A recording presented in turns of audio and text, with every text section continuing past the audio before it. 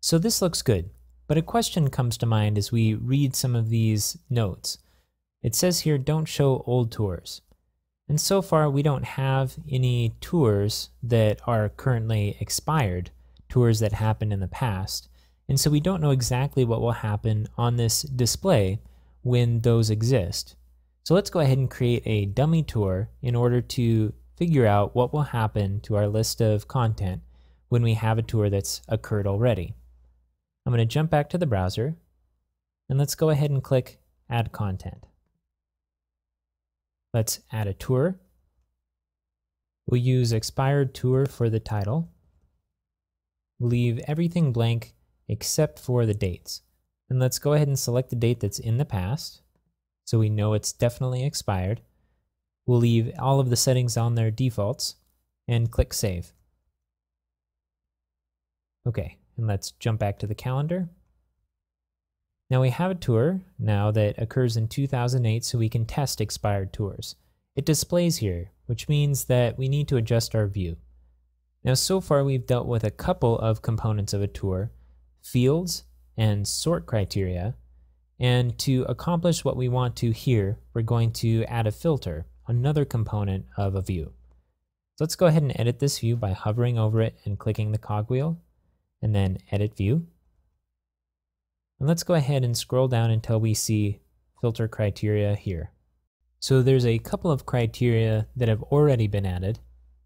There's published, which says that all of the content that displays in this view needs to be published, and also that the type is tour. So we're displaying only tour types. So we need to add one more criteria to display content that has a date that's past right now. So let's go ahead and click Add. And in this option, let's go ahead and type date into the search and look for our fields date option. It's right here. Again, we're going to choose value instead of value to because we want to test against the start date for this tour. Let's go ahead and click Add and configure filter criteria. Okay, you have some options here. We have date form type, which is what would display if this filter was exposed and the end user could adjust the filter. But we're going to go ahead and leave it at select. We can select the granularity. And because our items are granular to the day, let's go ahead and leave this at day. And then for date year range, let's go ahead and expand this in order to match up with our date range. So I'm going to add 15 and -15. And again, this is the date range that we selected for our field. And then I'm going to click Apply and Continue. Now the options here may look a little confusing, so let me describe what they are.